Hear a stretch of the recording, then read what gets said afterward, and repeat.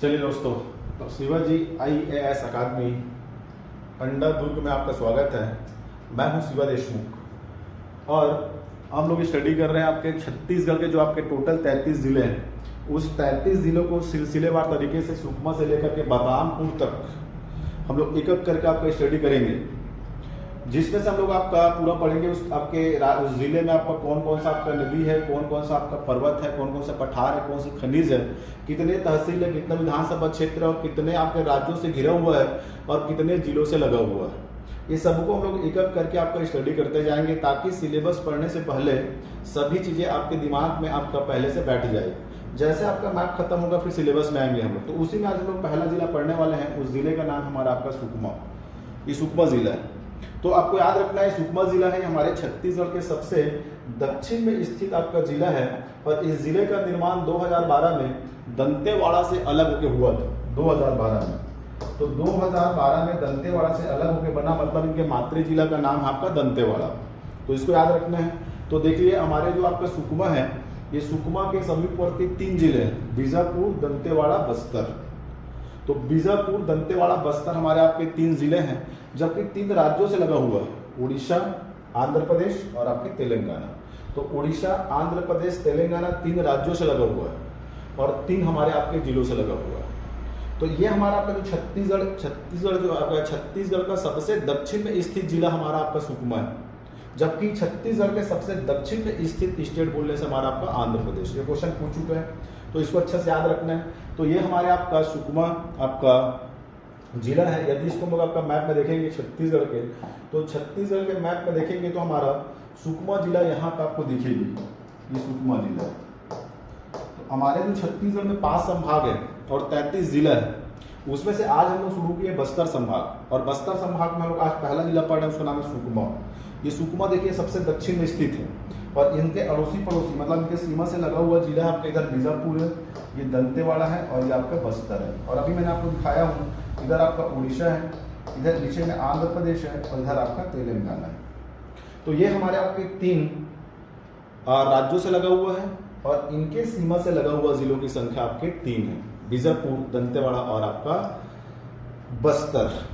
इसको अच्छे से याद रखना है। तो इनके 3 हमारे आपके समीपवर्ती जिले और 3 आपके सीमावर्ती हमारे आपके राज्य। उसके बाद अपन बात करेंगे तो नदी देखिए, इसमें आपका जो मेन प्रमुख नदी है सबरी।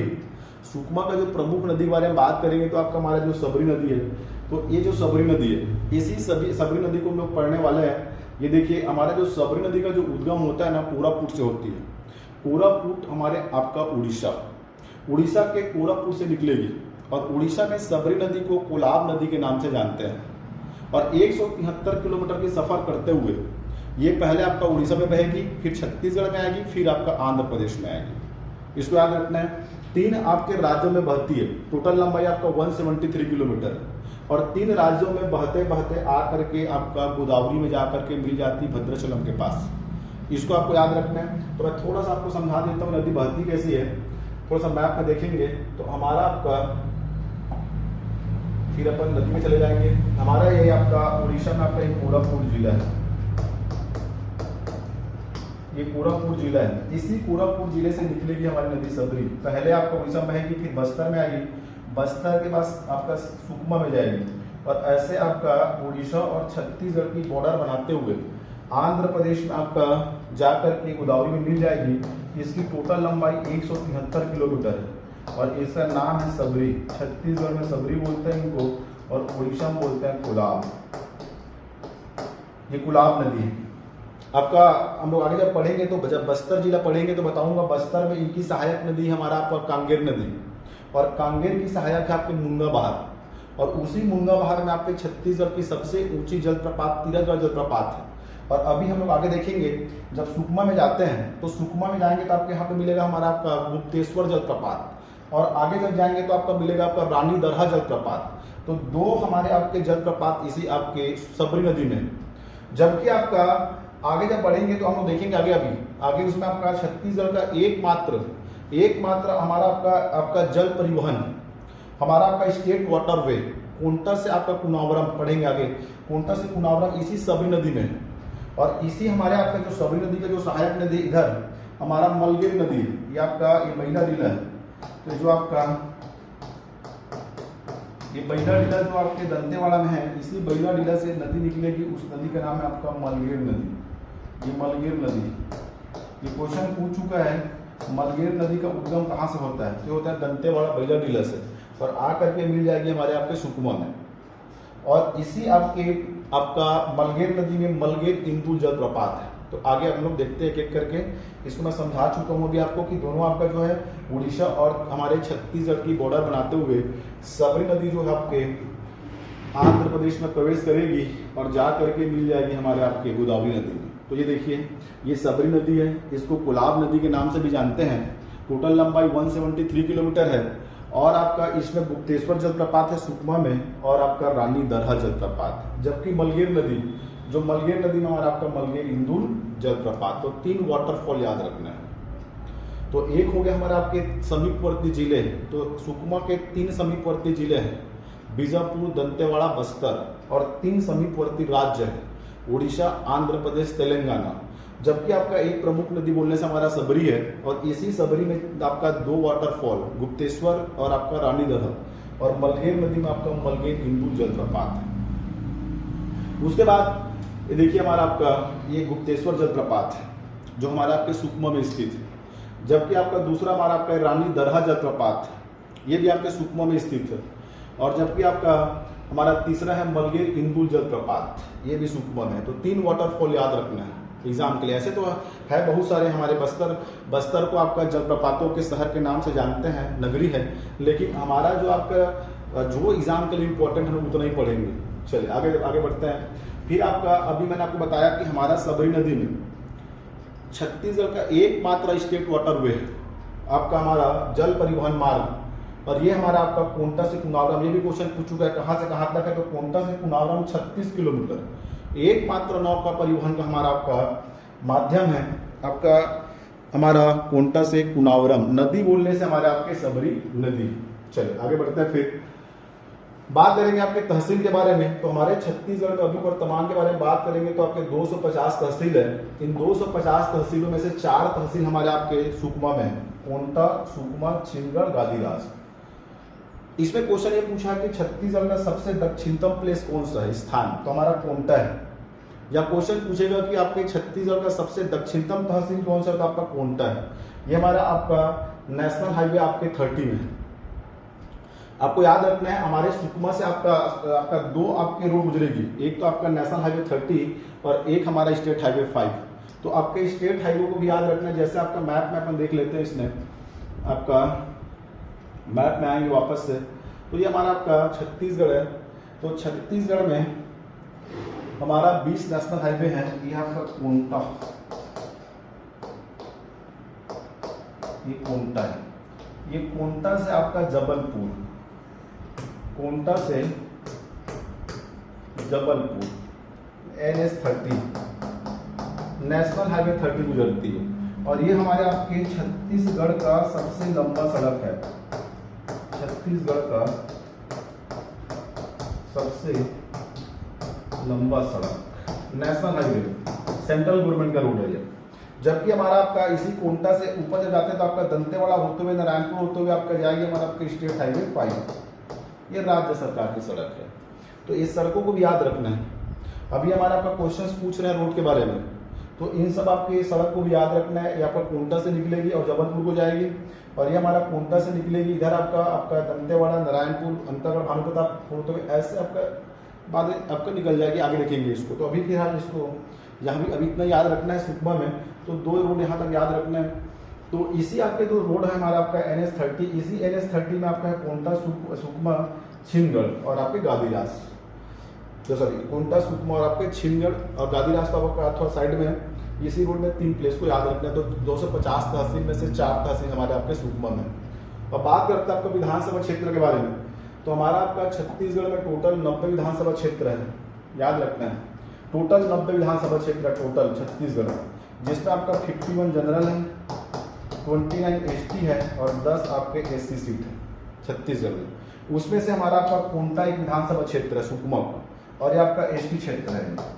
हमारे आपके जो बस्तर संभाग में टोटल 12 सीट है, और उन 12 सीटों में से आपके सबके सब एसटी है, केवल छोड़ के आपके जगदलपुर हमारा आपका जनरल सीट है, तो उसको आपको याद रखना है। तो विधानसभा सीट 90 है छत्तीसगढ़ में टोटल, 51 जनरल है, 29 एसटी है, 10 आपके एससी है। इसमें से हमारा एक विधानसभा सीट आपका पूर्णता, तो यहाँ पे याद रखना है हमारा 250 तहसील में से 4 और 90 विधानसभा सीट में से 1 सुकमा में। आगे बढ़ते हैं, फिर बात करते हैं खनिज के बारे में। तो खनिज यहाँ पे आपका जो प्रमुख खनिज है टीन है, चीतलनार, मुंडपाल, गोविंदपाल। तो चीतलनार, मुंडपाल, गोविंदपाल, यहाँ पे आपको 3 हमारे आपका खनिज देखने को मिलेगा। सॉरी, आपका 3 प्लेस है जहाँ पे आपका टीन देखने को मिलेगा। ऐसे तो आपका टीन के उत्पादन में हमारा आपका दंतेवाड़ा फर्स्ट है और सुकमा सेकेंड है, याद रखना इसको, ठीक है। यदि आप अपनी पेपर में आता है और यदि आपका दंतेवाड़ा ऑप्शन में नहीं है तो आप सुकमा को फर्स्ट ले सकते हैं।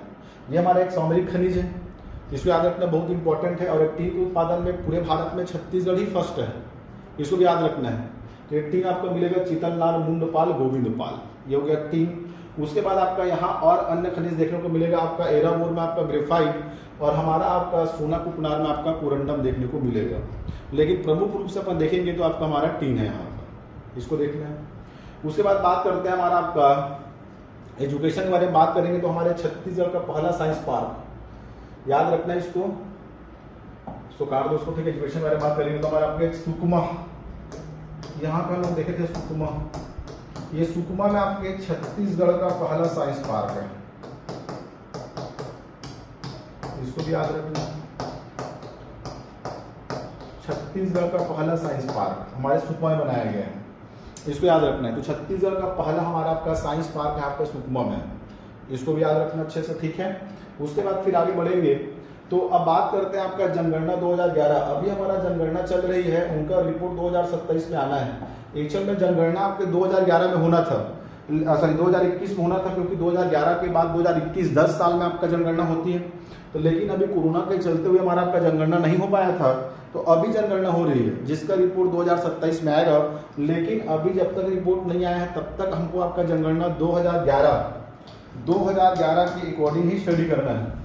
तो 2011 के अकॉर्डिंग बात करेंगे तो हमारे छत्तीसगढ़ में टोटल आपका जो लिटरेसी रेट है, साक्षरता दर 70% है छत्तीसगढ़ में, छत्तीसगढ़ की बात बोल रहा हूँ, जिसमें हमारा फर्स्ट है आपका दुर्ग फर्स्ट है, दूसरा आपका रायपुर है और तीसरा आपका बालोद साक्षरता दर में।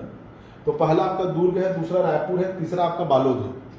साक्षरता दर के बारे में बात करेंगे तो एक दुर्ग हो गया, ये रायपुर है और आपका तीसरा आपका बालोद।